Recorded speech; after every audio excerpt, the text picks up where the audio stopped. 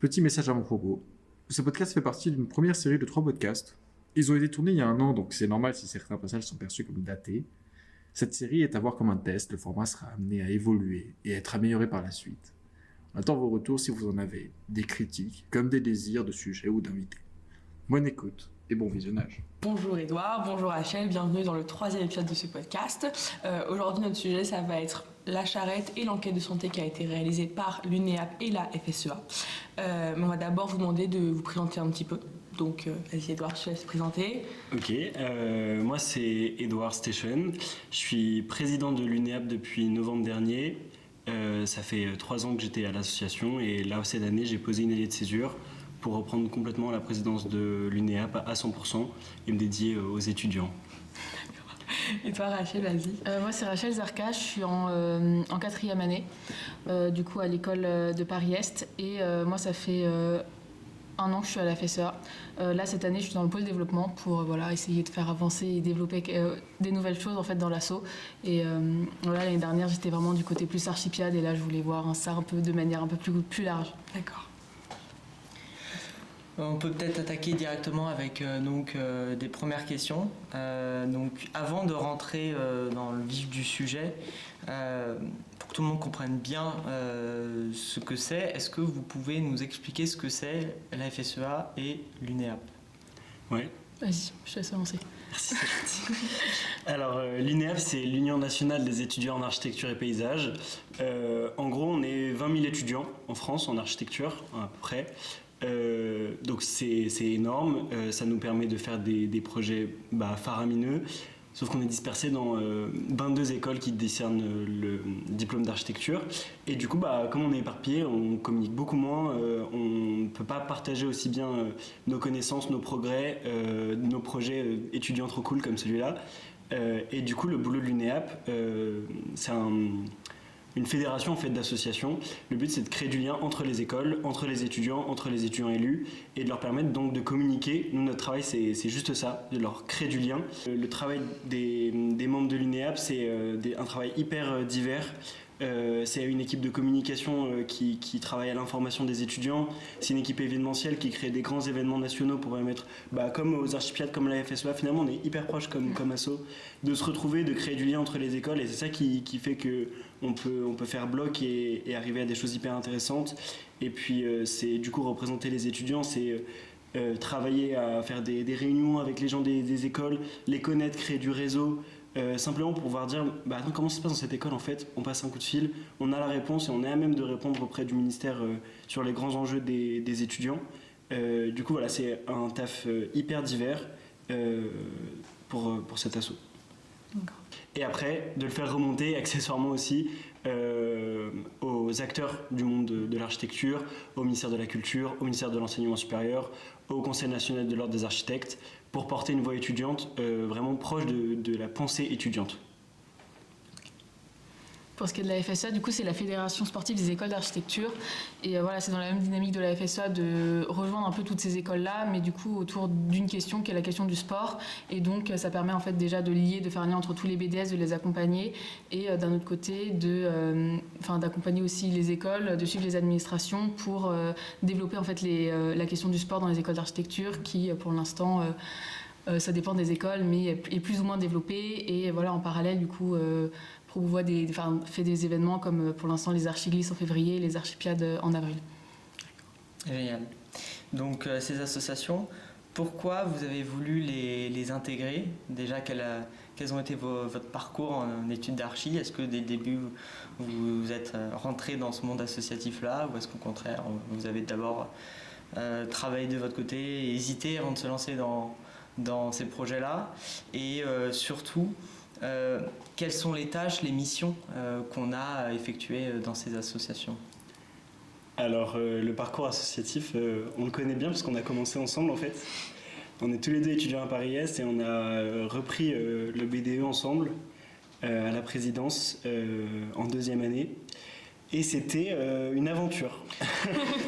C'était une aventure, on reprenait le BDE post-Covid, on reprenait un BDE sans compte en banque, on reprenait un BDE avec des contrats à des prix astronomiques dont on ne pouvait pas se séparer.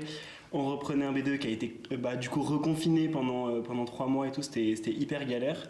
Et moi du coup, c'est l'ancienne présidente du BDE qui m'avait dit il y a les RESAP, c'est un truc, l'UNEAP, je sais pas trop, vas-y, va voir. Et du coup j'y suis allé, c'était à Paris, donc j'y suis allé hyper facilement.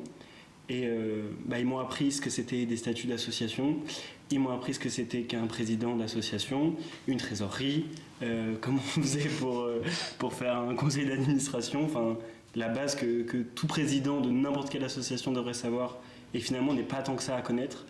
Et du coup, grâce à ça en partie, on a remonté le BDE, on l'a un peu ressuscité tout au long de l'année.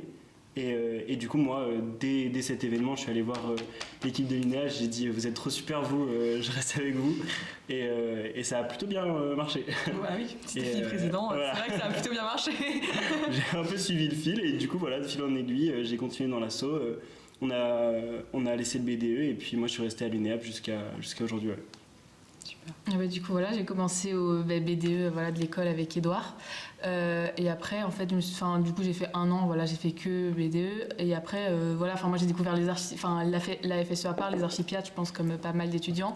Et je me suis dit, pourquoi pas essayer de voir, une asso un peu plus grande. Et le sport, c'est quelque chose que j'aime beaucoup, moi, de mon côté. Et j'aimais bien l'idée de m'investir là-dedans, à une échelle plus grande que le simple BDS.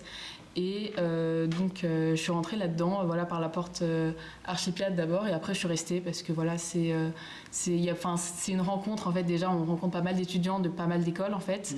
Ça crée un super réseau, on a des super discussions sur tout au final, et ça permet aussi de promouvoir le sport, et quelque chose aussi qui me tient à cœur, et qui pose aussi, qui remet en question en fait toute cette d'où l'enquête santé, toutes ces questions-là de la santé, du sport, du temps, d'école d'archi, et de toutes ces priorités-là aussi. Du coup, maintenant, est-ce que vous pouvez nous présenter du coup l'étude qui a été faite, et pourquoi est-ce que vous avez décidé de la faire, plus simplement. Voilà. Alors, qui voudrait se lancer? Côté UNEAP, il y a déjà eu une étude en fait. Okay. C'est pas la première, il y a déjà eu une étude menée par l'UNEAP en 2017. C'était une étude de grande ampleur menée avec tous les élus locaux, une grande partie des élus locaux à l'époque, qui a eu 9000 réponses, donc vraiment un très très gros projet, et qui a permis de faire un gros état des lieux déjà de la condition étudiante. D'ailleurs, la nouvelle enquête, elle parle beaucoup de l'ancienne en comparant les chiffres et en constatant les évolutions, et surtout les points où ça n'a pas évolué. Et du coup, ça a donné le plan santé au ministère. L'UNEAP, elle représente les étudiants aussi au ministère dans ce qu'on appelle le CNESERAC. Et du coup, là, à ce moment-là, armé de l'enquête santé, vous pouvez dire, mais ça va pas du tout, en fait. Ça, c'est n'importe quoi. Et du coup, ça a participé à la création et au développement du plan santé. Et aujourd'hui, c'est un plan qui est en vigueur dans les écoles d'architecture, et qui vise à améliorer la santé étudiante. Et du coup, 5 ans plus tard, côté UNEAP, la question c'était, il sert à quoi du coup ce plan santé? Qu'est-ce qu'il fait dans les écoles? Est-ce que ça marche? Est-ce que c'est en route? Est-ce que ça y est, les étudiants ils dorment? On avait une petite idée de cette réponse. mais en tout cas, la démarche côté UNEAP, c'était voilà. Qu'en est-il du plan santé, de l'enquête santé de 2017? C'est quoi maintenant l'état des lieux? Ok, d'accord. Côté FSEA, ça a permis en fait d'apporter aussi pas mal de questions, et en fait des cartes en main pour pouvoir en fait avoir cette promotion en fait du sport et de toute cette santé là, parce qu'en fait ça permet de donner des chiffres, ça permet des témoignages, et en fait ça permet aussi après d'assister auprès de chaque école et de chaque administration sur toutes les demandes et tout ça, parce qu'aujourd'hui il y a un vrai travail qui est fait par le pôle développement et les présidentes FSEA sur la valorisation du sport dans les écoles, et comme par exemple par le biais de CTS, ou même juste de créneaux dédiés pour le sport, et en fait tout ça qu'englobe ça pour mettre tout ça en valeur, et en fait ça permet en fait de mettre juste des chiffres sur un papier et des témoignages d'étudiants, quoi. Poser les termes. Ouais, voilà. Du coup, on se retrouvait vachement avec la FSEA sur ce sujet-là. Encore aujourd'hui, on continue le travail sur l'enquête santé, ça s'est pas du tout arrêté. Il faut médiatiser, informer, continuer de contacter les écoles, leur envoyer les chiffres en particulier, en leur disant regardez, c'est vraiment intéressant ce qui se passe particulièrement chez vous. Et du coup, encore aujourd'hui, on voit les fruits de ce travail-là, de savoir en fait ce qui se passe, parce que les étudiants sont pas au courant. les écoles sont pas au courant, le ministère n'est pas au courant. Enfin, tout le travail, c'est de dire, c'est ça la réalité des choses, parce qu'elle est hyper dure à voir. Puis ça permet aussi aux étudiants de se comparer, de voir ce qui se passe dans d'autres écoles, parce que souvent on est très renfermés sur nous-mêmes et sur nos écoles, et du coup on permet de se dire là-bas ils font ça, en vrai c'est pas mal, pourquoi pas, et donc et pareil pour je pense pour les administrations et tout ce qui est élu et tout ça, toutes ces instances-là, de se dire ça se passe là, oui il y a ça, c'est pas mal, et pourquoi pas l'intégrer ici, et dans quel contexte, parce que voilà, chaque école marche un peu différemment, mais ça permet d'avancer là-dessus, quoi. Et après, même dans nos actions de représentation, on sait de quoi on parle, on sait où est le problème, où est-ce qu'on va, du coup, quels sont les projets à mettre en place. C'est la première étape, en fait, de plein de projets hyper inspirants pour la suite, pour la santé des étudiants. Ok, c'est vraiment la première marche pour ensuite repartir sur d'autres sujets. Ok, d'accord. Et donc, pour rebondir là-dessus, cette enquête, comment est-ce qu'elle a été réalisée ? Comment vous avez réussi à recueillir des témoignages, ces chiffres? Est-ce que c'est des gens qui viennent directement parce qu'ils ont vu une petite affiche dans leur école?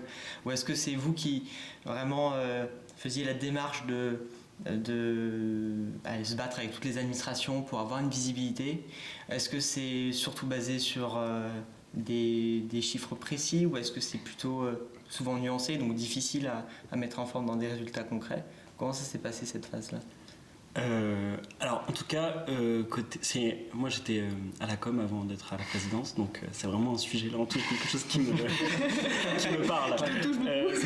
C'était tout à la fois, c'était contacter le réseau, parce que du coup notre travail c'est de connaître les gens, de faire du réseau, et du coup c'est mobiliser le réseau, appeler les étudiants, leur dire transmettez ce questionnaire, je vous jure ça prend pas longtemps. C'est ça, parce que c'était la base d'un questionnaire de base, c'est un questionnaire Cato. Oui voilà, pardon, je saute la première étape. En réalité c'est que c'est un questionnaire, c'est sur le déclaratif, on demande aux gens de répondre sur leur vie. C'est un questionnaire qui était à la fois un QCM ou un truc comme ça, ou vraiment plus fallait répondre avec des vraies phrases et il y avait de tout, c'était vraiment un Google Form avec des questions et plus ou moins ouvertes, parce que voilà, les questions ouvertes permettent des témoignages, et les questions plus fermées, ça permet vraiment de donner des chiffres sur...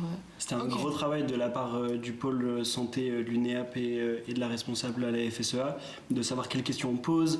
Est-ce que du coup les questions fermées, ouvertes, c'est un hyper gros travail, parce qu'il ne faut pas influencer les étudiants dans leurs réponses, parce que si on pose des questions genre à quel point vous dormez mal, c'est sûr qu'un étudiant il va pas dire non mais ça va super.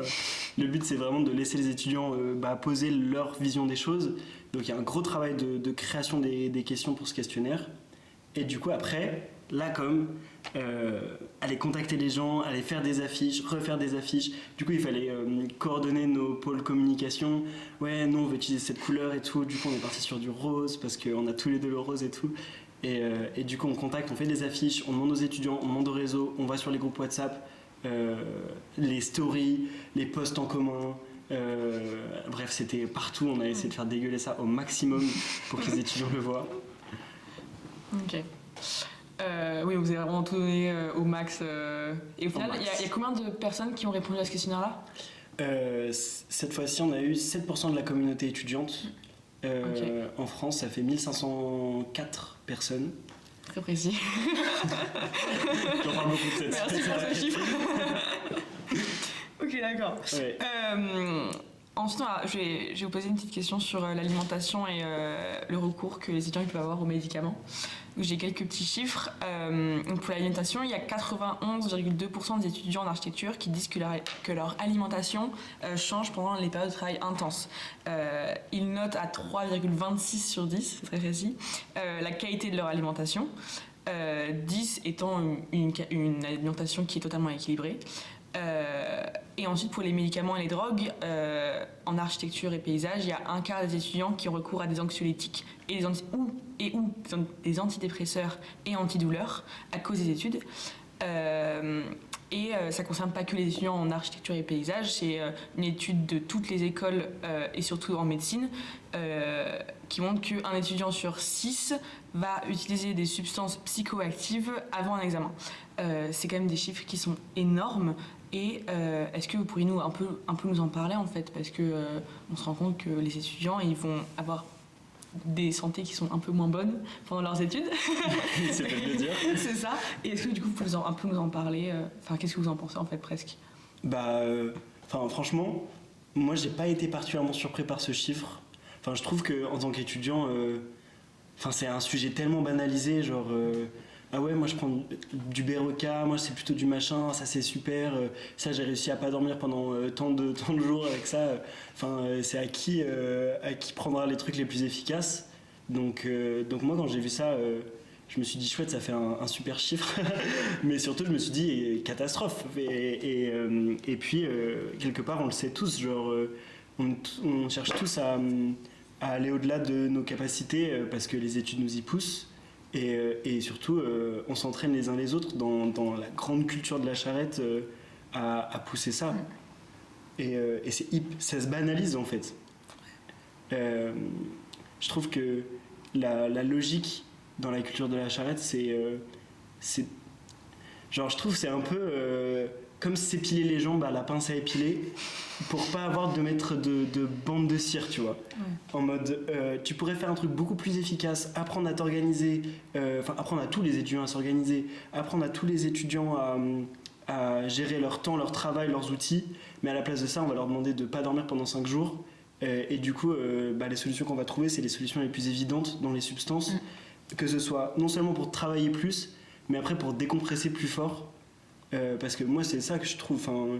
Moi, après un rendu, et d'ailleurs, tous les gens que je connais, on se dit bon, bonne cuite. Et genre, c'est un truc de fou parce que en fait, tout ce qu'on dit, c'est nous, on va se détruire la santé tous ensemble. Alors que. Et ça, je trouve que c'est aussi les charges de travail qui nous y poussent. Genre de créer du contraste entre... En fait, ce qui est alarmant, c'est ça, c'est d'avoir des chiffres comme ça, de la santé des étudiants qui est vraiment déplorable, et te dire qu'eux essayent de trouver des moyens, entre guillemets, pour essayer de lutter, de travailler encore plus, alors que de l'autre côté, il y a, on pourrait mettre en place, il y a tellement de trucs à mettre en place pour que les étudiants se sentent mieux, et une bonne santé, surtout que l'alimentation, je trouve que c'est super représentatif, en fait, de la santé des étudiants, parce que il y a plein de répercussions, ça veut dire qu'un étudiant qui arrive pas ou qui a pas le temps de bien manger, il a pas le temps de faire ses courses, de cuisiner, et c'est tout. En fait, c'est tout un énorme truc, cette question de la nourriture qui est assez affolante. Mais non. Non. Non, c'est vrai que moi, je sais que j'avais discuté avec une première année il y a pas longtemps. Je ressors nos chiffres parce que... Vas-y, ressors les chiffres. Ça serait mieux. Qui me disait mais si, moi j'arrive à manger, et au final mais si tu manges des nouilles chinoises que dans un bol avec de l'eau t'as mis une demi-heure, est-ce que c'est vraiment bien mangé, ou ça pose plein de questions comme ça, et sur le long terme en fait ça n'a pas des conséquences qui sont dingues, quoi. Même au final, là, dans les chiffres, on n'a pas la consommation de caféine, mais je pense qu'elle doit être très impressionnante. Je vous la trouve. Tu l'as? C'est super. C'est vrai que ça marche plus. je pense que ça doit être un chiffre qui doit être assez impressionnant parce que tout le monde de mémoire. Caféine, c'est 65% en 2017. Les étudiants qui considèrent que c'est un moyen de remédier au manque de sommeil. Ouais. Et là, cette année en 2023, c'était 53%. Ah, c'est sans doute. Donc c'est voilà. Wow. Yes. On est toujours à plus de la moitié, quoi. Mais soyons positifs.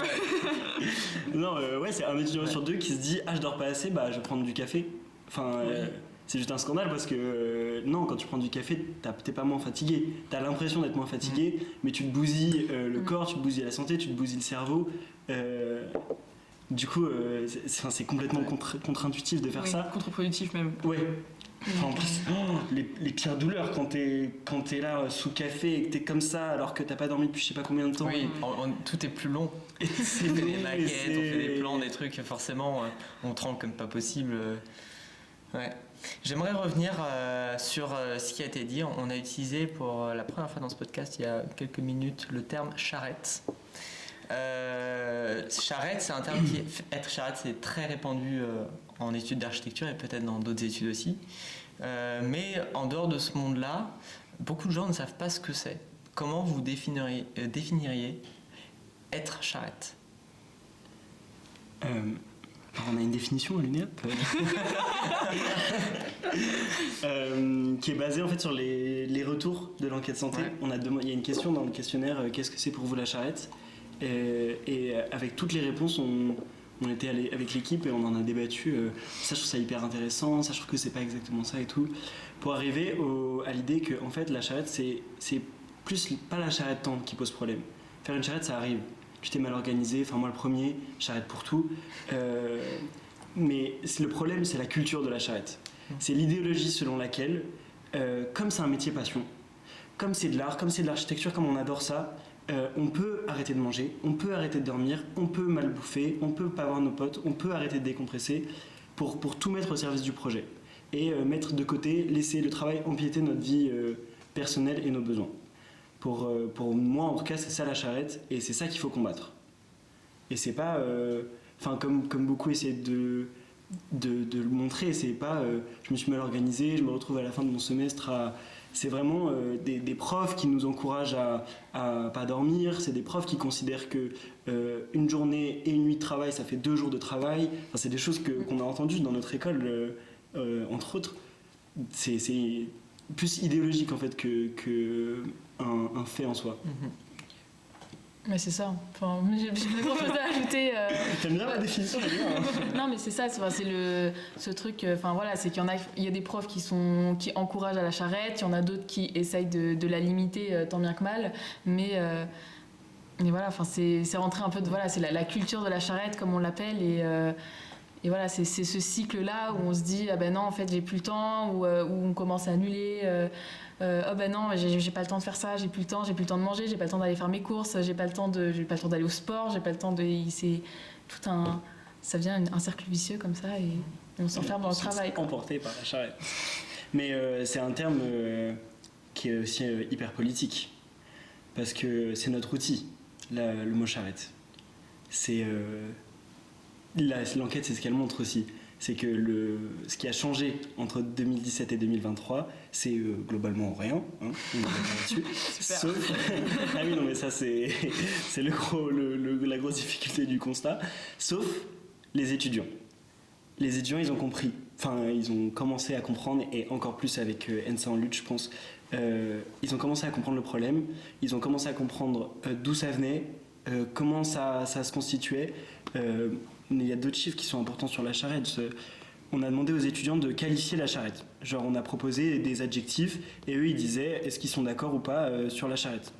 En 2017, il y a 23% des étudiants qui disaient que la charrette, c'était stimulant. Et je pense que on peut comprendre, tu vois, le délire. En mode, ouais, on travaille à fond, on s'y donne à fond, on est à fond dans notre truc et tout. Mais en 2023, c'est passé à 9,5 de gens qui disent que la charrette, c'était stimulant. Donc en fait, les étudiants, ils commencent à comprendre. Il y a une prise de conscience. Ouais. Que c'est pas comme ça qu'on travaille en fait, nulle part, même pas en archi, même pas quand on est passionné. Et mon préféré, alors celui-là, dangereux, c'est passé, le qualificatif dangereux pour la charrette, on est passé de 31% en 2017, donc un étudiant sur 3 qui dit c'est dangereux, à 61% aujourd'hui. Ah, ça a doublé. Voilà, la tendance est complètement inversée en fait. Le nombre de gens qui disaient que c'était dangereux, que c'était pas dangereux, disent aujourd'hui que ça l'est.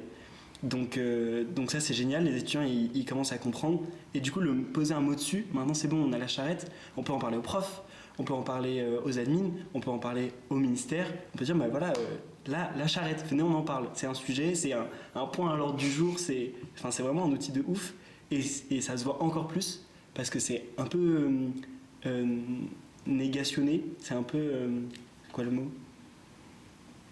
Il y a un négationnisme de la charrette je dirais. Genre moi j'ai déjà entendu au ministère la charrette ça n'existe pas, ça déjà. Ah oui, clairement, que la charrette c'est un terme qui est imaginaire. C'est pas possible. Ah oui, waouh, ok. L'idée c'est que ouais, c'est pas vraiment la charrette en soi, c'est pas les archis qui sont concernés, c'est une dynamique de société, c'est beaucoup plus symptomatique de la façon dont on conçoit le travail aujourd'hui plutôt qu'en archi, sauf que bon peut-être qu'il y a un problème au niveau global, mais on le sait tous, on a tous entendu ce prof qui te dit allez tu t'armes de ton rotring, t'as encore la nuit, ça va pas.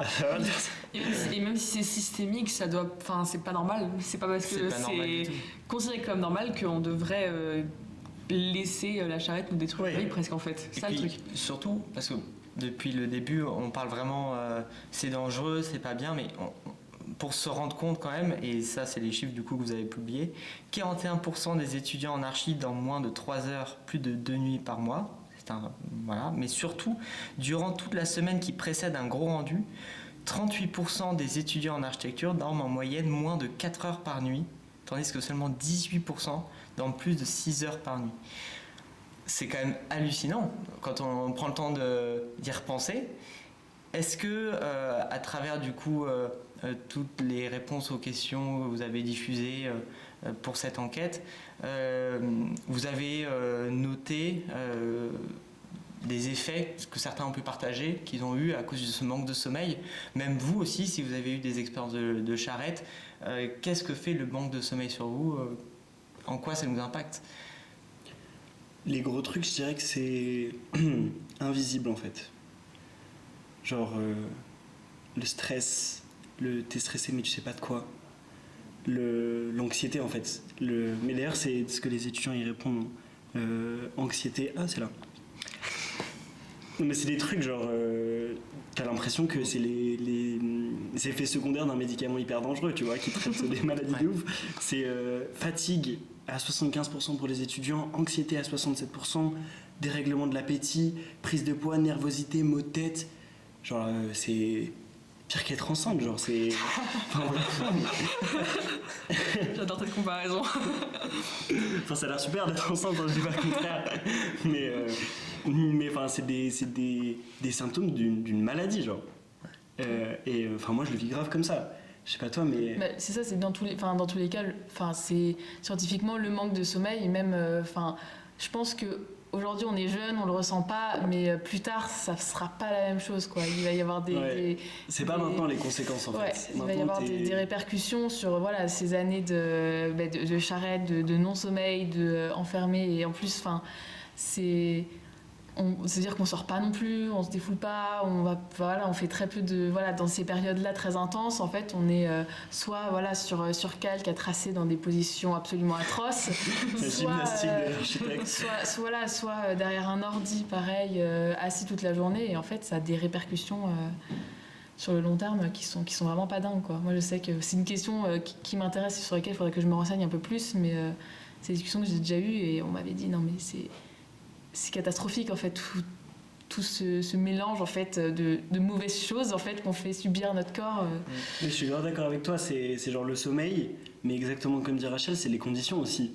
Parce que, on a des témoignages dans l'enquête, mais aussi quand tu parles aux étudiants. C'est la vice-présidente de l'UNEAP qui raconte ça. Une fille qui lui raconte, moi je décalque sur ma paroi de douche, sur du raisin, vous imaginez, en rotring sur du raisin, sur ta paroi de douche, debout, parce que t'as pas la place de l'allonger dans ton appart avec tes meubles. Mais en plus, mais moi le premier, hein, j'ai bossé dans des trucs, dans des positions, dans des contextes, mais c'est pas possible. J'avais des difficultés à payer mon chauffage, donc tu travailles avec les doigts gelés et tout, genre des galères d'étudiants. Mais comme les écoles, elles peuvent pas toujours répondre à notre besoin de quantité de travail, on galère, genre. On galère en amphi, on en parlait tout à l'heure aussi ici, parce qu'on est mal assis parfois, parce que c'est pas adapté au temps de travail, mais aussi en atelier, les horaires de fermeture des écoles. Les écoles, elles adorent dire, ça veut dire qu'on encourage les étudiants à travailler longtemps. Moi, je pense que c'est pas des horaires d'école qui te font travailler longtemps. Si tu fais travailler longtemps, c'est ton travail, c'est tes profs, c'est là qu'il faut taffer. Et je pense que dire il faut fermer les écoles tôt pour encourager les étudiants à arrêter de travailler tôt, c'est... En fait, c'est pire que mieux. En fait, c'est surtout qu'il y a souvent un décalage entre tout ce qui est administratif, qui essaye de faire, qui voit souvent les choses, la scolarité qui est là, qui suit vachement les étudiants, et en même temps qui voit le mal-être et de se dire on va fermer plus tôt. Ça peut être une solution, mais c'est une solution en soi si les étudiants continuent pas de travailler chez eux après, quoi. Sinon c'est pire du coup. Et en fait, il y a plein de choses qui essayent d'être mises en place, en fait, mais sauf que souvent, la réalité de la chose et du travail, ce que les professeurs demandent niveau charge de travail, souvent, ça c'est pas compatible avec toutes les actions qui sont mises en place. Et voilà. Ouais. La grosse galère, c'est du coup pas seulement le sommeil, c'est l'incohérence entre la charge de travail demandée et les conditions dans lesquelles on met les étudiants pour les réaliser, de manière plus globale. Mais d'ailleurs, tu sais, il y a le truc des ECTS. Je me le suis noté parce que je me suis dit, ça c'est primordial. Genre, une licence, c'est 180 ECTS. Un ECTS, c'est 30 heures. Donc ça veut dire que dans ta licence, si tu travailles 5 jours par semaine, t'as 8 heures de travail par jour. On y est. Enfin, moi, je sais pas vous, mais on n'est pas du tout. Ouais. On n'est pas du tout à 8h. Enfin, ça se saurait si je terminais à 18h, moi, quand c'est la fin de mes cours, pas du tout. Tu rentres chez toi, tu taffes, tu restes. Après, tu fais la fermeture de l'école. Chez nous, ça ferme à 22h. Et combien de fois on a fait la fermeture? Enfin, les 8h, tu n'y es pas du tout. Et pourtant, il y a des écoles qui ferment. Et ces 8h-là, parfois, tu les passes sur un mauvais tabouret, sur la table, parce qu'en fait, il n'y en avait plus. Nous, en plus, on a grave de la chance à Paris, je trouve, parce que. Ça, c'est qu'il y a des écoles qui sont toujours mieux loties que d'autres Ouais. niveau. Nous, on a niveau, beaucoup de chance là-dessus. On a un bureau par étudiant presque. Enfin, un table table. d'atelier. Tout le Moi, monde je a sais Vous pas que- avez vraiment de la place quoi, Ouais, dans c'est ça, l'école. c'est Mais qu'il y a des- moi, je sais que je pose mes affaires en début de semestre, elles y sont jusqu'à la fin. Mes plans, mes maquettes et tout ça bouge pas. Ah, c'est trop bien ça. Et je me suis rendu compte, je sais pas si t'as pu un peu voir les autres écoles. Si, on Il y en a. Genre, moi, je suis tombé des nues quand j'ai commencé à l'INEAP et tout, à voir les autres écoles. Ouais, bah, faut que je range parce qu'il y a les masters cet après. Comment ça? Il y a d'autres personnes dans ton bureau? Et oui, en fait, genre, c'est la réalité de l'archi. Genre, t'as pas un espace de travail qui t'est dédié, alors qu'on te donne du travail pour beaucoup plus. Oui, c'est clair. Et puis même, il y a des gens qui vivent dans des petits appartements. Ouais. Moi, je sais qu'à un moment, je vis dans un 9 mètres carrés et bah, j'étais obligée de travailler sur mon lit et faire une maquette sur son lit avec un vieux tabouret. Je vivais avec ma sœur à l'époque, donc elle était sur le bureau. Enfin, c'était quelque chose c'était n'importe quoi en fait. Et tu te retrouves à faire une maquette sur un lit. Tout à l'heure, tu me donnais quelques anecdotes, enfin un témoignage de quelqu'un qui faisait ses plans sur sa douche, dans sa douche, que je trouve assez incroyable. Mais du coup, nous, on a quelques témoignages aussi qu'on a pu récolter de gens à l'école. Je vais vous les lire. Et après, ce serait cool qu'on donne chacun un peu notre témoignage et qu'on dise comment on travaille chacun en fonction de la charrette et comment on gère tout ça. Donc le premier témoignage, je n'ai jamais fait de charrette, simplement des semaines anormalement chargées. Cependant, j'ai le sentiment d'en avoir vécu par le simple fait d'avoir été à l'école pendant les périodes de jury. C'est franchement dément, il y a une concentration de stress dans tout l'établissement, c'est super contagieux, t'as beau être prêt, tu as quand même l'impression d'être dans la merde, quel fléau. Le deuxième témoignage, souvent prolongées sur des semaines entières, les charrettes prennent parfois une ampleur démesurée. L'école tout entière vit à ce rythme-là, toutes les salles sont occupées de l'ouverture à la fermeture. Une fois chez eux, les étudiants continuent de travailler. Certains sont très souvent à bout de souffle et craquent. D'autres gardent le sourire car c'est aussi un beau moment d'entraide et de franche camaraderie. Mais d'un regard extérieur, c'est un énorme bordel entretenu par des étudiants, tous plus cinglés les uns que les autres. Troisième témoignage, la charrette, c'est le marathon impartial d'une obstination, celle du rendu dans les temps pour se concentrer sur le devoir qu'on assume de rendre. On abandonne un peu la vie, c'est une sorte de mission qui passe avant tout et avant tous, avant la santé, avant les autres, avant les responsabilités. Elle dure sur plusieurs jours, parfois sur toute une semaine. En ce sens, c'est dangereux. Je ne peux pas m'en passer car j'approuve la stimulation et le niveau d'efficacité difficilement atteignable autrement. Pourtant, parvenir à un meilleur niveau d'efficacité sonnerait la fin de la charrette pour moi. Et enfin, le dernier témoignage qu'on a. Durant le premier semestre de ma 3e année, je me suis levée un dimanche matin à 11h et couchée le mardi soir à 18h, une fois que mon jury était passé. 2 nuits blanches, soit 55 heures d'éveil. Le matin de mon jury, mes pieds étaient gonflés, je n'arrivais pas à mettre mes chaussures. Sur le chemin de l'imprimeur, je titubais et j'ai été sujet à des hallucinations. Aussitôt le jury passé, mes yeux sont gorgés de sang et je n'arrivais plus à les ouvrir.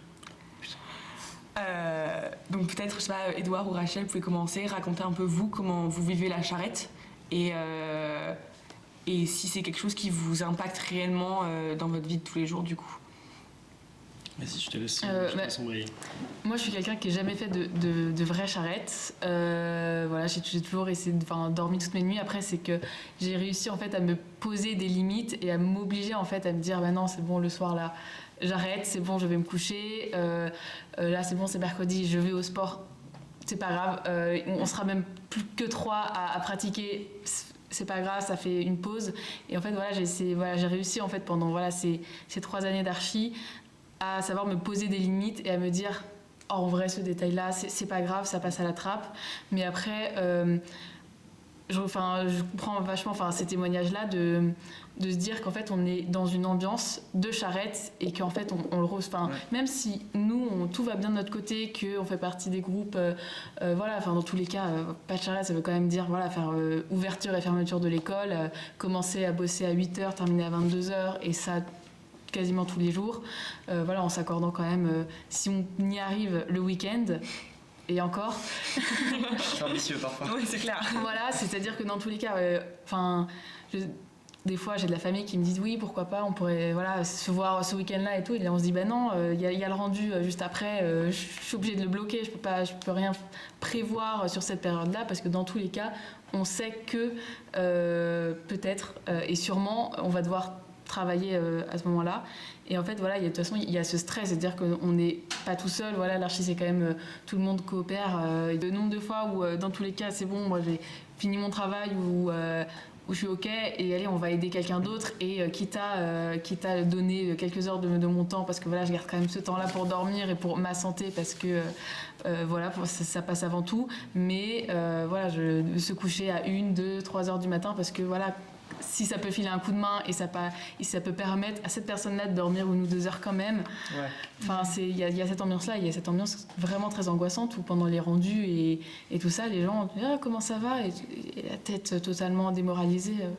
J'aimerais rebondir sur quelque chose. On a l'impression que c'est impossible quand on est dedans.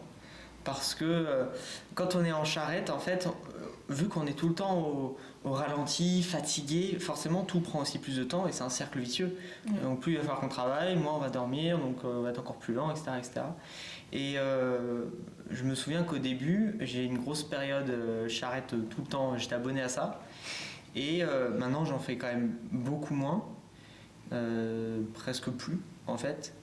Et je me remets encore 1 an, 2 ans en arrière, je suis en mode mais c'est impossible, je peux pas m'en passer en fait, parce qu'on a trop de taf. Et c'est important de le dire, je pense qu'il y a beaucoup de gens qui se sentent incapables aussi de quitter ce monde-là, parce que on a tout construit de cette façon en études d'archi dès la première année, mais il y a d'autres moyens quoi. Et bah oui, mais je suis complètement d'accord avec toi. En fait, c'est ce que je disais tout à l'heure avec le parallèle avec l'épilation. Genre, J'adore ce parallèle. Il y a évidemment un problème de charge de travail. Bon, ça, on est tous d'accord là-dessus. Mais il y a aussi un problème de comment on laisse les étudiants gérer cette charge de travail. On a besoin de l'apprendre, ça. L'idée, c'est que ne pas dormir, c'est l'excellence, c'est l'efficacité, c'est travailler sans relâche, c'est ça l'excellence de l'architecture. Moi, je pense que non. Enfin, d'ailleurs, toute personne un tout petit peu sensée pense que non. Je pense que l'excellence, c'est au contraire cet équilibre entre travail et repos. Je pense que c'est apprendre à travailler, c'est apprendre à hiérarchiser ses tâches, à gérer son travail, en fait, son temps de travail, son temps de pause, et aussi à gérer le repos, et à ne pas considérer le repos comme une absence de travail, mais c'est exactement comme tu le disais, dormir, c'est mieux travailler après, faire autre chose, c'est s'inspirer, se reposer, c'est vraiment recharger son cerveau à faire d'autres choses. Et même, je trouve que le repos, on ne nous l'apprend pas. Nous, à l'EAVT, on avait des conférences le midi sur le sommeil. J'ai appris tellement de choses. Ça y est, toujours d'ailleurs. Voilà. Figurez-vous que j'ai arrêté de boire du café le soir. Enfin, moi, j'étais vraiment un cas social. Mais beaucoup de charrettes aussi pour toi. Par exemple, c'est vrai que ça, on n'a pas dans...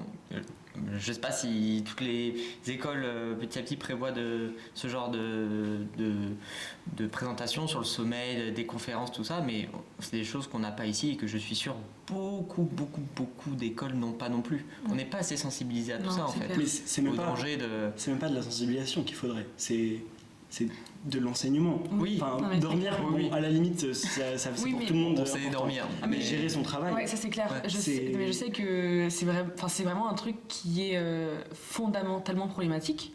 Moi, quand je suis arrivée, j'avais fait de charrette. La première que j'ai faite, c'était là, cette année. Qu'est-ce qu'on fout là Je sais pas. Franchement, c'est pour ça qu'on est là. C'est parce qu'on a plein de travail à faire. Je l'ai jamais fait. Je l'ai fait pour la première fois pour un pote là ce semestre.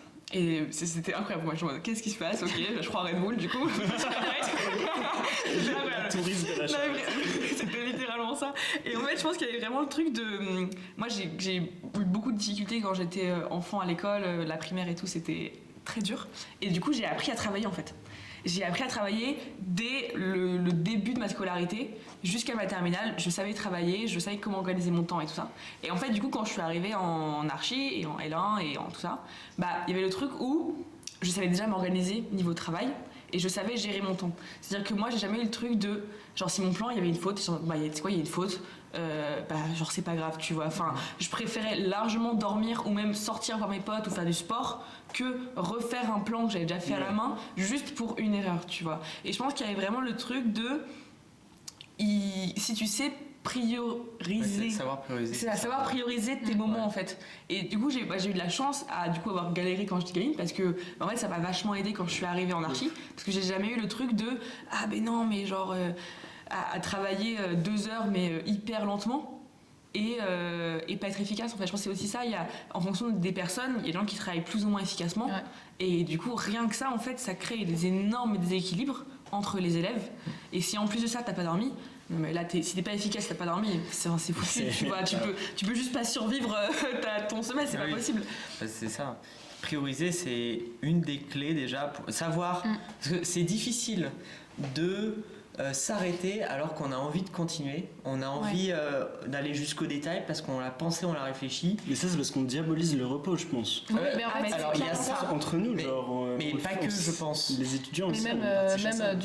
de ce côté, même de la part des professeurs et tout ça, je pense qu'il y a ce truc de, on va travailler. Moi je sais que le dernier rendu, là, veille de rendu, mercredi après-midi, voilà, nous à Paris on a ce mercredi après-midi pour le sport ou activité personnelle.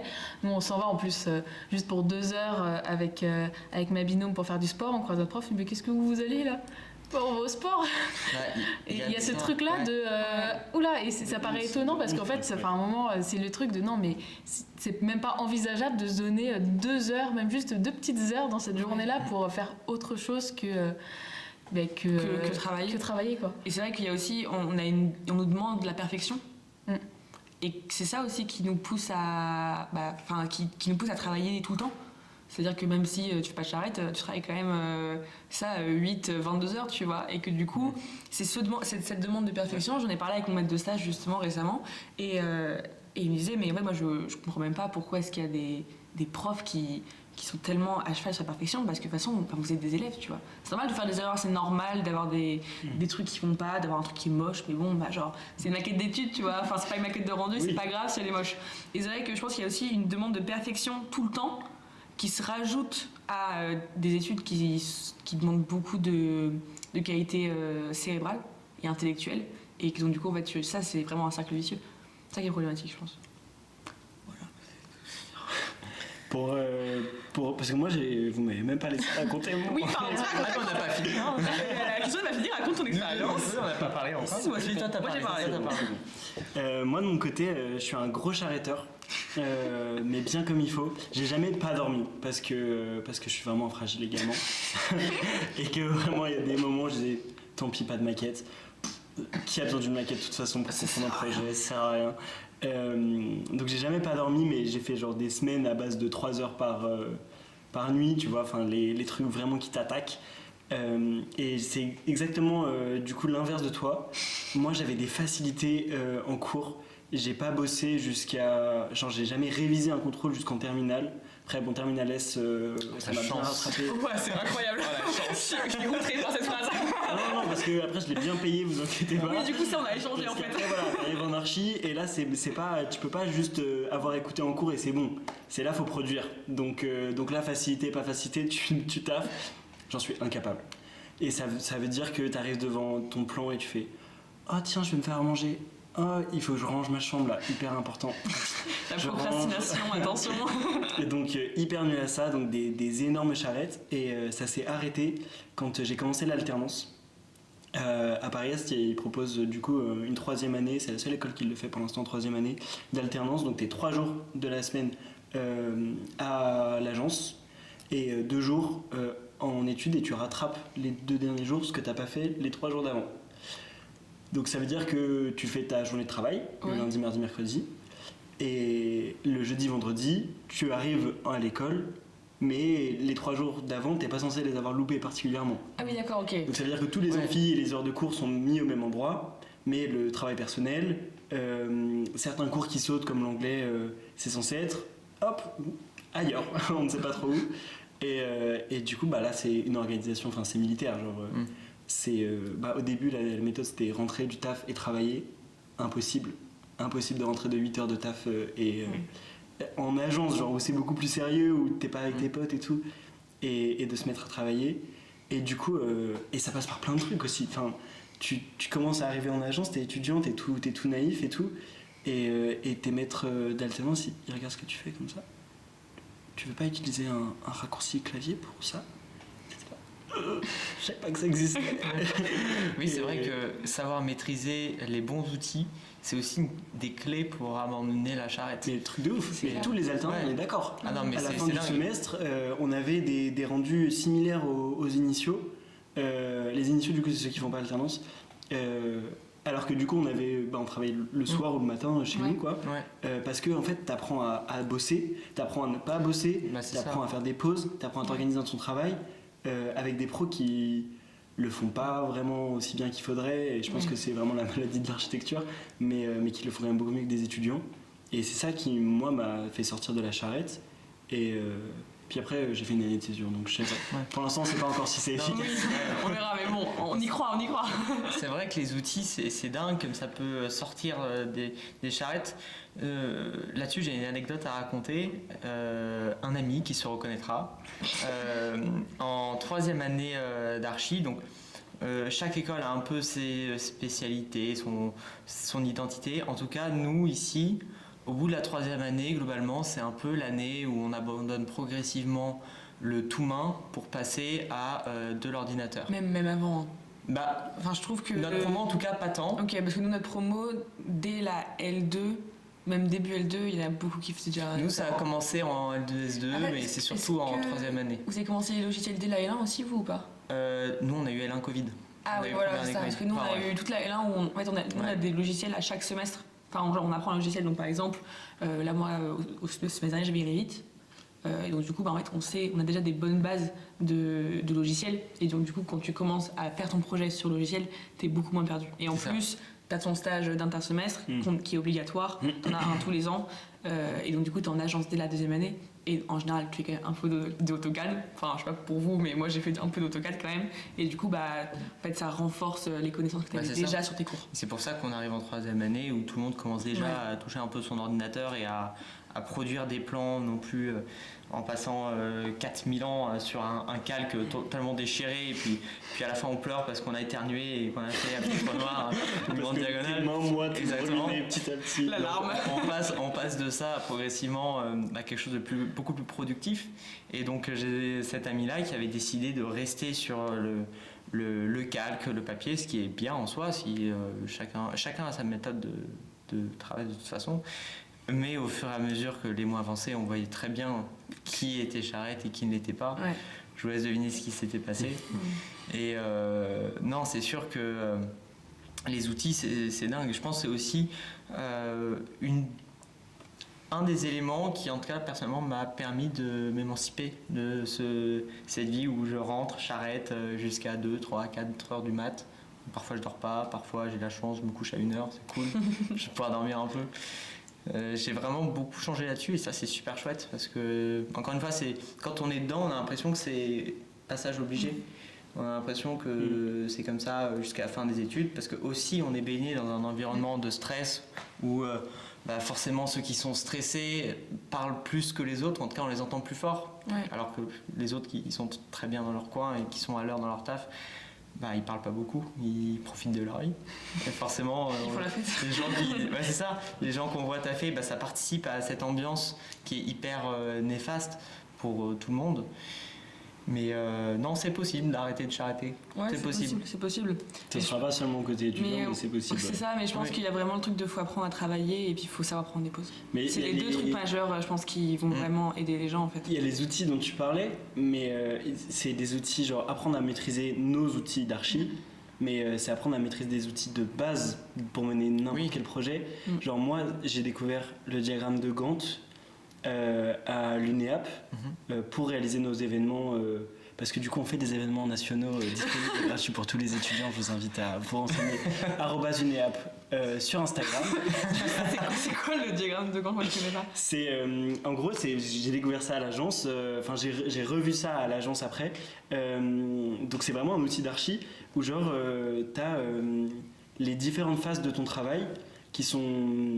Et je vous en montre un. Ça vous va? Ça vous dit? Non. Mais non, je peux pas puisque c'est podcasté. Putain. C'est un outil d'organisation pour les projets. Nous, à l'UNEP, on l'utilise pour l'événement, mais ça marche aussi du coup pour les projets d'archi parce que je l'ai rencontré à l'agence aussi. Ça te permet en gros de voir quelles sont les phases de ton projet, comment est-ce qu'elles se superposent ou pas, comment elles se succèdent, combien de temps elles durent, et en gros ça te permet de savoir quand est-ce que tu dois finir quelle tâche, pour quand, et de ne pas te mettre en retard, ou de mettre en retard par très petits paliers, du coup de te rattraper petit à petit. Et du coup de ne pas prendre un retard léger et continuer tout au long du semestre pour bam, à la fin te retrouver comme moi dans la merde de la dernière semaine. Et du coup ça je l'ai découvert en dehors de l'école, alors que c'est un outil d'architecture et que ça servirait dès la L1, mais dès le premier jour de L1. Ouais. C'est vrai que ça marche bien cette technique.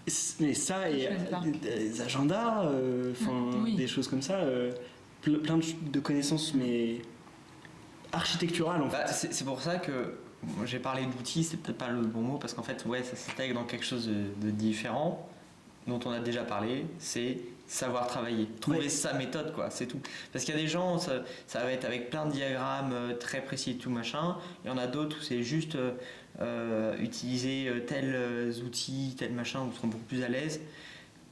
Il faut se trouver aussi. Et ça passe par un petit travail là d'introspection limite, en mode voilà, qui je suis et qu'est-ce qui est efficace avec moi pour apprendre ce genre de truc.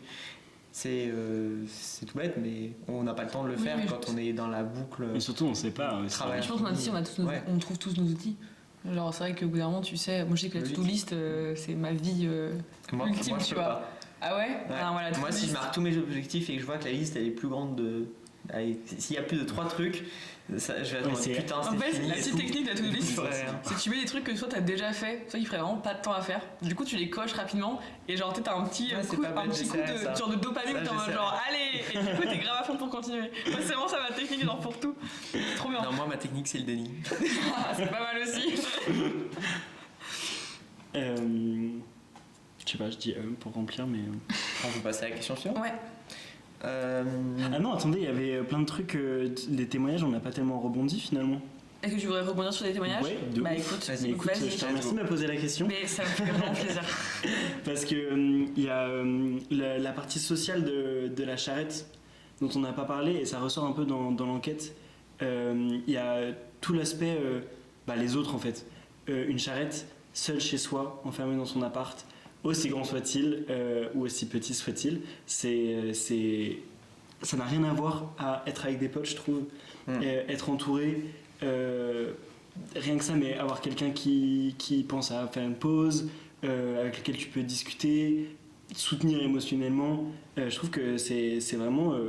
et d'ailleurs ça rejoint aussi l'autre témoignage sur l'ambiance angoissante.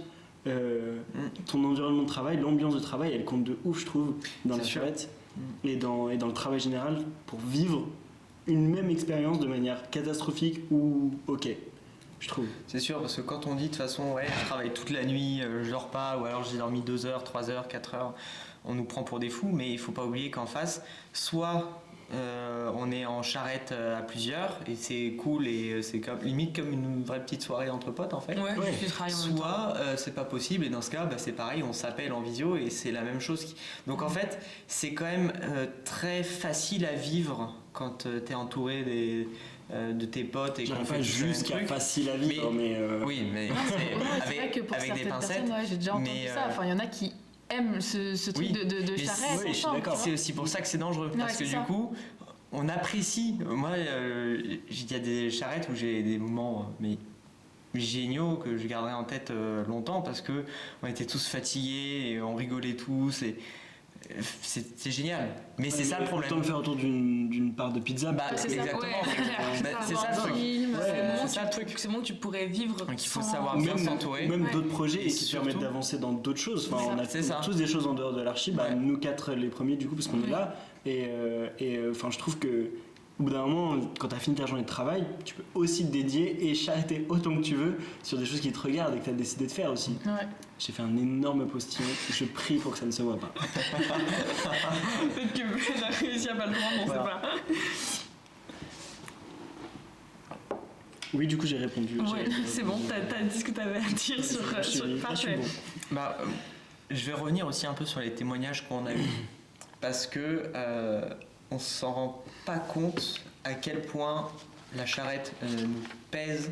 Quand on est dans le truc, on est fatigué, on pense à pas grand chose à part les deadlines, nos rendus. Ça peut être stimulant, ça peut être au contraire dégradant pour certains, bref, chacun le vit comme il veut. Toujours est-il que l'expérience de la charrette, moi comment je l'ai ressenti et comment beaucoup de gens l'ont ressenti aussi, quand on en discutait, c'est que on est vide. C'est pas qu'on est malheureux, mais c'est pas qu'on n'est pas heureux non plus, on ressent plus rien. C'est aussi le manque de fatigue, et quasiment exclusivement le manque de fatigue qui fait ça. Enfin, le manque de fatigue, voilà. Le manque de sommeil, je vais y arriver. Mais on est vide, quoi. On n'a plus d'énergie pour rien à part ce plan, cette maquette, cette coupe, ce truc, notre mémoire à finir, machin. Et du coup, forcément, en étant moins conscient de notre santé mentale, on oublie aussi du coup notre santé physique. Quand on a lu les témoignages, on a vu que certains avaient des séquelles physiques. Quand on est dans le truc, on n'arrive même pas forcément à relier les séquelles à la charrette, c'est la cause. On n'est pas bien, mais on ne sait même pas pourquoi. On n'en a même pas conscience, en fait. Et ça, c'est dangereux. Et je pense que c'est important d'en parler aussi. Quand on voit des potes qui sont fatigués et tout, leur rappeler que c'est peut-être parce qu'ils n'ont pas dormi la veille. C'est clair. Parce qu'on ne s'en rend pas compte, en fait. Ça passe vite au second plan, en fait. Et c'est vrai que du coup, je te coupe 2 secondes. C'est vrai que j'ai un peu. Moi, au final, j'ai un œil extérieur parce que je fais très peu de charrette, enfin, j'en fais même pas. Et je vois parfois mes potes ou même des L1 dont je suis la marraine ou que je connais rapidement. Et je les vois le jour du jury, ils sont en train de dormir sur la table tellement ils sont fatigués. Et t'as des potes qui arrivent, tu vois qu'ils vont pas bien, tu vois, et tu vois qu'ils sont vides. C'est vraiment le terme, je pense, vide. Ils ont aucune émotion, ils sont tout blancs. Vraiment, il y a aucune couleur sur leur visage. C'est ça, c'est vraiment des zombies. Et moi, il y a des moments où vraiment ça me faisait peur. J'étais en mode, mais là, à aucun moment vous allez bien, tu vois. Et du coup, tu te retrouves aussi à passer du temps avec des gens qui sont même plus eux-mêmes. À cause de la charrette et à cause de la fatigue, en fait, ça crée des fantômes d'eux-mêmes, et c'est vraiment horrible en fait à voir. Et ça, ton corps reprend tout, et il y a un moment où tu peux pas tout supporter. Enfin, le gars qui a vraiment du sang dans ses yeux parce qu'il n'a pas dormi, pendant 55 heures, ce qui est déjà, je sais même pas comment c'est faisable, incroyable, mais c'est horrible. Enfin, tu te rends compte que c'est vraiment, il y a des répercussions plus que juste on est fatigué, c'est pas grave. Ouais. Non, c'est vraiment une violence qu'on se fait à notre corps en fait. Mais Rachel, tout à l'heure, tu parlais d'aller en sport avec ta binôme. Je trouve que ça illustre bien le fait que nous, entre étudiants, on est aussi des acteurs de ça. On peut soit s'encourager dans la procrastination et dans la désorganisation et la glorification de la charrette, du travail non-stop, soit aussi se dire entre binômes, va prendre une pause, parce qu'il y a ce truc, nous on travaille beaucoup en binôme dans notre école, donc il y a souvent aussi cet esprit de culpabilité d'arrêter de traffer pour l'autre.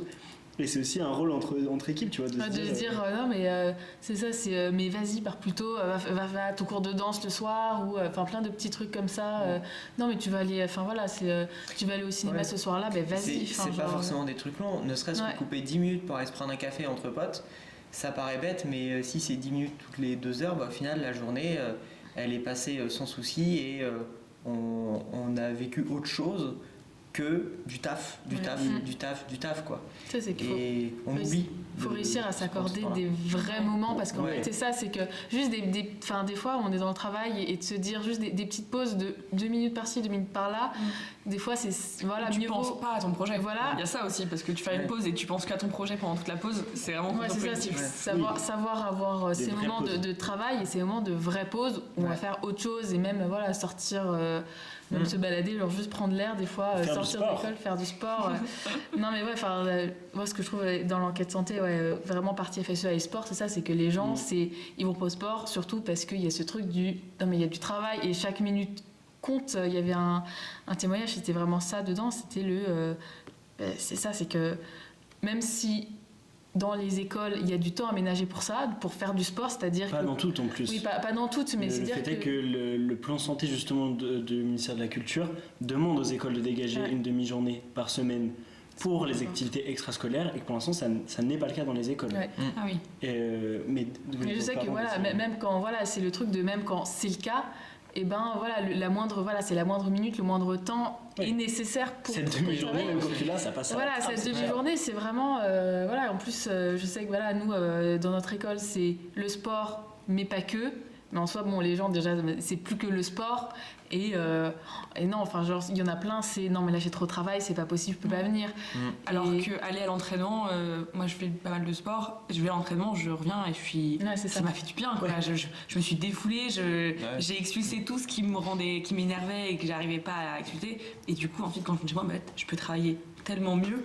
Et que tu fais de ces genres. Oui. Ça, encore une fois, c'est contre-productif. Tu travailles plus faire pour des pauses, moins travailler. Ton projet, c'est ça. Mais d'ailleurs, l'enquête santé, elle le dit. On a aussi demandé aux étudiants de qualifier ce que le sport leur faisait. Alors du coup, là, c'est plus la partie FSEA. 84% des étudiants déclarent que ça permet de se défouler, 77% de réduire son stress, 63% d'améliorer son sommeil. Oui. Et enfin, là, très concrètement... faire du sport, si ça permet de mieux dormir et de mieux bosser après. C'est que bénéfique, c'est vraiment l'inverse de cette charrette-là. Ouais. C'est la charrette, le sport. Et voilà, le truc, c'est que voilà, la charrette est vraiment chronophage et empiète sur ce sport-là. Et voilà, en fait, c'est presque triste parce que au tout début de l'enquête santé, vraiment où ça parle du sport, c'est ça, c'est qu'il y en a plein. Avant, c'est-à-dire au lycée ou même ceux qui faisaient des études avant, je pense qu'il y avait ce sport qui était très présent. Et en fait, on rentre en archi et on rentre dans cette boucle infernale où en fait, petit à petit, il y a de moins en moins de sport et c'est fini, quoi. Ouais. Oui, et puis là, on parle de sport comme si c'était quelque chose de très régulier à un niveau... pas forcément, à haut niveau ou pas, peu importe, mais ça peut être aussi juste des toutes petites actions, ça peut être juste 10 minutes par jour, ça peut être juste je me prends 1 heure pour me balader, quoi. C'est pas forcément très pesant pour des gens qui n'ont pas mis le sport dans leurs habitudes de le rentrer, en fait. C'est commencer par 10, puis on passe à 12, puis 14. Même marcher, c'est en soi une activité physique. En fait, on parle de sport, mais c'est juste de l'activité physique et faire autre chose que juste rester assis avec le dos courbé sur son ordi pour faire son plan, quoi. Le dos courbé, très bon exemple. Genre, moi, je dirais même au-delà de simplement l'activité physique. Moi, j'ai jamais fait de sport de toute ma vie. Détesté ça. Sauf depuis cette année. Et en licence, j'avais mal au dos. Genre, c'était mon gros problème. Mal au dos. Les plans, mais je vous raconte pas, l'époque calque, c'était la torture. Mais après, même quand tu bascules à l'ordi et tout, ça s'en va pas, donc t'es un petit peu dubitatif. Et j'ai commencé la muscu. Bon, les résultats sont pas là encore, mais. Ça arrive, t'inquiète pas. Si, d'ailleurs, ils sont là en fait parce que j'ai plus mal au dos. Genre, terminé, mais genre, plus jamais. C'est trop bien. Parce que, du coup, j'ai juste créé un semblant de muscle dans mon dos, mais ça m'a sauvé parce que, c'était des moments où je pouvais plus travailler parce que ça me faisait trop mal au dos. Donc non seulement c'est bon pour l'esprit, mais en plus pour le corps c'est... Ouais, c'est ça, c'est physiquement, genre juste même quelques étirements, ouais, c'est ça, c'est juste marcher en fait. Juste bouger. C'est juste bouger, mais ça c'est qu'il y en a qui sont fatigués de... Voilà, c'est ce qu'il y a une partie de l'enquête santé, voilà, il y a ces témoignages-là aussi, c'est on est tellement fatigué de travailler tout le temps et déjà qu'on dort pas beaucoup et que voilà, que faire du sport, ça rajoute un truc en plus et ça fait le coup, voilà, c'est ça. Et alors que en fait, tu sors, souvent c'est comme ça, le sport, des fois t'es là, c'est vraiment ça, la flemme, et en fait t'y vas et tu ressors et t'es juste trop bien parce que ça t'a fait du bien mentalement, physiquement, tu t'es défoulé. T'es fier aussi, genre psychologiquement, t'as réussi à faire quelque chose, alors que la charrette c'est un long couloir sans fin avec juste le rendu, où parfois... la pédagogie des professeurs permet de vraiment se sentir comme une grosse merde après ton rendu. Donc, ce long couloir pour pas toujours des récompenses. Le manque de sommeil, la mauvaise alimentation, le stress et tous les autres facteurs dont on a parlé peuvent parfois aboutir à des situations graves. Une citation qu'on a pu trouver dans l'étude. Les conséquences psychologiques et psychiques sont également importantes. Une baisse de morale très importante et générale peut être notée. On peut relever des cas de dépression, de burn-out, de développement ou de resurgence de troubles mentaux tels que des cas de bipolarité, troubles de comportement alimentaire, troubles obsessionnels compulsifs, automutilation, suicide et tentatives de suicide. Par ailleurs, l'étude nous informe que 73% des étudiants en architecture paysage font face à des épisodes de tristesse prolongée ou de dépression. En cas de ces grosses périodes de stress ou de dépression ou de retomber dans des habitudes qui sont mauvaises pour nous, qu'est-ce qu'on peut faire et qui est-ce qu'on peut contacter ? Alors,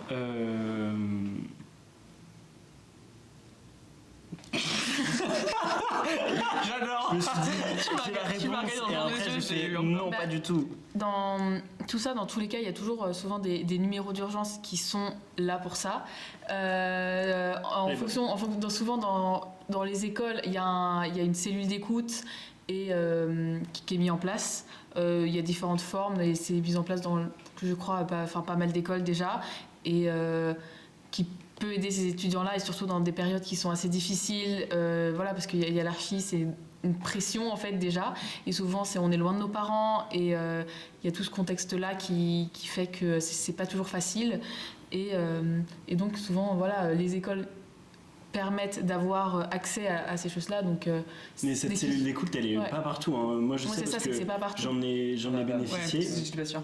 Ah non, mais c'est un truc de folie. C'est un truc de folie. Écoutez, petit message à ma psy si elle nous regarde. Je t'adore. Je vous adore. C'est un lieu où tu te rends une fois par semaine. C'est dans l'école. Donc, moi, ça m'est arrivé d'être en charrette, en projet et tout. Bon, tu dis 30-40 minutes, j'y vais. En catimini, je l'ai même pas dit à ma binôme, désolé. Et vraiment, tu peux te confier complètement et dire ce que tu as sur le cœur. Et moi, ça m'a sauvé mon semestre, clairement. Parce que tu as quelqu'un en face qui peut recevoir tout ce que tu ressens, plus qu'un binôme, plus que n'importe qui, en fait. Et c'est quelque chose qui existe dans peu d'écoles. J'en ai même jamais entendu parler en dehors de la mienne. Alors que... Truc de ouf, génial. Ouais. Mais je pense que de toute manière, le plus important quand tu retombes dans des problèmes comme ça, ou que tu tombes juste, c'est la première fois que ça t'arrive, c'est d'en parler le plus rapidement possible, pour justement pas que ça devienne un problème vraiment de fond et où t'es bloqué dedans. Ce serait vraiment d'en parler directement, que ça soit même avec des amis, même si c'est pas forcément toujours parfait. On a tous un ou une pote qui en vrai comprend bien ce que ça est, et donc du coup on peut lui en parler. La famille, ça peut être compliqué, mais c'est vrai qu'en fait je pense qu'il faut juste se dire, bon, parfois faut aussi essayer d'en parler, et même ça, trouver un psy, parfois c'est pas grave d'aller chez le psy, et faut... Mais je veux dire, au-delà de c'est pas grave, genre ok, il y a le tabou autour du psy, ça, et tout ça, déconstruisons-le, ok, allons tous voir des psys, c'est trop cool, mais le sujet c'est qu'on peut pas trop, les études c'est payant quand même, un psy, oui bien sûr, mais cher. Et puis pour les étudiants maintenant il y a pas mal de... tant qu'on est il y a des chèques psy qui existent, c'est 7 ou 8 séances, ouais, non, c'est vraiment ridicule, c'est-à-dire rien du tout, c'est un excellent début, évidemment, bien sûr, mais c'est pas suffisant pour la demande. Donc ça, déjà, c'est une grosse question. Genre, est-ce que 8 séances, ça te permet de te sortir d'une dépression? Non, je suis pas certain. Alors que c'est des problèmes auxquels les étudiants sont confrontés. Il y a 33,9, très précis, % des étudiants le premier praticien médical qu'ils souhaiteraient voir, c'est un psy. Avant le généraliste, avant un kiné, très révélateur. Voilà, ça en dit long. C'est la psychologie, c'est le plus gros point de mauvaise santé des étudiants. Donc c'est vraiment le point noir. C'est le point noir, mais il y a donc les psys, les chèques psy qui sont une première solution. Il y a les numéros d'appel. Si t'as pas ta pote, si t'as pas ton psy, si t'as pas de chèque psy, parce que aussi tous les praticiens ne font pas avec le chèque psy, il faut vraiment trouver le sien. Il y a toujours des plateformes d'écoute. On a mis les numéros récemment sur le compte de l'UNIAP. Je vous invite à nous rejoindre sur Instagram. Il y a des plateformes dédiées à plein de types de mal-être. Il y a la plateforme pour l'homophobie. Et c'est des ambiances qui peuvent exister même dans nos écoles d'archi. Et il y a des solutions pour permettre d'être écouté. C'est une première étape. Ça ne te sauve pas ton problème, mais déjà ça permet de changer complètement ta façon de voir les choses là-dessus, et de réappréhender tes soucis et ce qui t'arrive pour aller vers le mieux plutôt que continuer à t'enfoncer vers le bas. Et puis après, ouais, il y a pas que voilà, il y a aussi on est entouré pas que voilà, il y a des camarades, mais aussi des professeurs peut-être ou même n'importe quelle personne aussi de l'administration. Je sais que des fois même juste aller en parler et se dire ça va mal, est-ce que enfin voilà, parce qu'il y en a qui sont aussi formés pour accueillir ça ou même qui peuvent réorienter en fait vers telle ou telle personne ou professionnel qui peut nous aider là-dessus et du coup, je pense qu'il faut vraiment pas hésiter, il faut pas s'enfermer dans son mal-être. Briser un silence. Ouais, voilà, c'est ça. Ouais. Donc, on a quand même, j'ai l'impression, et c'est ce qu'on voit aussi avec votre enquête, que côté étudiant, il y a une prise de conscience qui est faite par rapport, par exemple, à 2017, où déjà tout le monde, une majorité en tout cas, dit que c'est dangereux, ce qui n'était pas le cas avant. Ça paraît bête, mais on a vraiment cette prise de conscience côté étudiant. Côté enseignement, mais aussi côté ministère de la Culture, où est-ce que ça en est? J'imagine que du coup vous avez aussi travaillé sur ce côté-là, essayer de transmettre tout ce que vous avez récolté comme données et tout votre travail finalement de ces derniers mois. Est-ce que c'est facile? Est-ce qu'ils vous écoutent? Est-ce qu'on a des changements ou au contraire pas grand-chose de prévu dans le futur? Alors, l'affaire là-dessus, c'est qu'il n'y a pas que les profs ou le ministère de la Culture. C'est ce dont on parle le plus parce que c'est vraiment les grandes figures. Mais la FSEA et l'UNEAP, on travaille avec beaucoup d'autres acteurs, à commencer par les directeurs d'école. La conférence des grandes écoles, il y a 9 ou 10 ENSA qui sont des grandes écoles aujourd'hui. Le ministère de la Culture, bien sûr. Le ministère de l'Enseignement supérieur, qui ne s'occupe pas vraiment des écoles d'architecture, et pourtant qui a énormément de pouvoir, qui est en relation avec le Crous, qui est en relation avec tous ces services universitaires qui nous seraient super utiles, comme le SSE. Donc il y a une multitude d'acteurs qui adorent forcément se renvoyer la balle, qui évidemment d'un côté c'est vrai et qui n'ont pas des actions sur tous les sujets tout le temps. Et donc le taf c'est d'aller les voir un par un et dire alors vous, on s'est dit que votre responsabilité c'était ça, et puis d'en discuter. C'est tout l'objet du CNESERAC, c'est un peu la CFVE du ministère de la Culture pour les élus locaux. C'est tout l'enjeu de ces réunions-là, de ces rencontres-là qu'on fait avec la FSEA et aussi sur les autres sujets à l'UNEAP. Et ça avance lentement, je trouve. Trop lentement. Le plan santé, il a maintenant 5 ans, un peu plus de 5 ans déjà. Les résultats, ils sont pas phénoménaux. Ça engendre des dynamiques, mais on n'y est pas encore. Mais je trouve que la prise de conscience étudiante, c'est le premier pas. Parce que, moi je le vois déjà personnellement, je trouve, genre dans mon atelier, les profs ils sont moins à l'aise déjà avec le fait de nous dire vous dormez pas ce soir. C'est beaucoup moins facile aujourd'hui parce qu'ils savent que des étudiants qui peuvent après s'en plaindre pendant les évaluations de profs, simplement dire sur le moment non, pas du tout. Parce que comme on est tous sensibilisés, on sait qu'on sera plus à même de faire bloc, et c'est vraiment l'union fait la force, ça va de soi. Devant du coup les professeurs qui participent à cette culture de la charrette, mais aussi à l'échelle plus nationale, genre cette enquête santé, avoir l'avis des étudiants, qu'ils aient pris le temps de nous raconter ce qui se passait chez eux, ça permet nous de dire, c'est la base de réflexion de plein de travaux au ministère. Moi je vais pas à une réunion au ministère sur mon enquête santé, je l'ai même donné en main propre à la ministre de la Culture pendant qu'elle était en visite à Marseille. Toujours, quand même. On a ça. C'est important. Parce que c'est une base de réflexion, et là on peut poser les sujets, on peut parler, et ça c'est grâce aux étudiants. Les étudiants, on voit souvent un peu genre ministère de la Culture, admin, prof, étudiant, vraiment tout en bas, alors que pas du tout, c'est plutôt un réseau en fait. Nous les étudiants, on est au cœur de ce truc là, ils travaillent tous pour nous en fait, ces gens là à la fin. Donc et en plus, dans une certaine mesure, ils veulent que ça aille pour nous, et ils manquent de moyens, et ils manquent de plein de choses. Et nous, étudiants, c'est à nous aussi d'aller les voir, de leur dire il faut faire comme ça, il faut que ça change, ça, il faut qu'on fasse ça comme ça. Et la seule solution, c'est de savoir que le problème existe. Donc ça, c'est une première bonne étape. Et puis après, de se fédérer, de travailler ensemble pour que ça s'améliore, pour que au quotidien, dans le long terme, on puisse vraiment faire avancer le sujet auprès de tous ces acteurs. On souhaite dernière question, on Ouais, passe direct. Je pense que ça, on en a pu parler. Ouais. Vas-y. On va pas tarder à finir du coup ce podcast. Merci déjà d'être venu. Merci Et beaucoup. tradition oblige. Dernière question.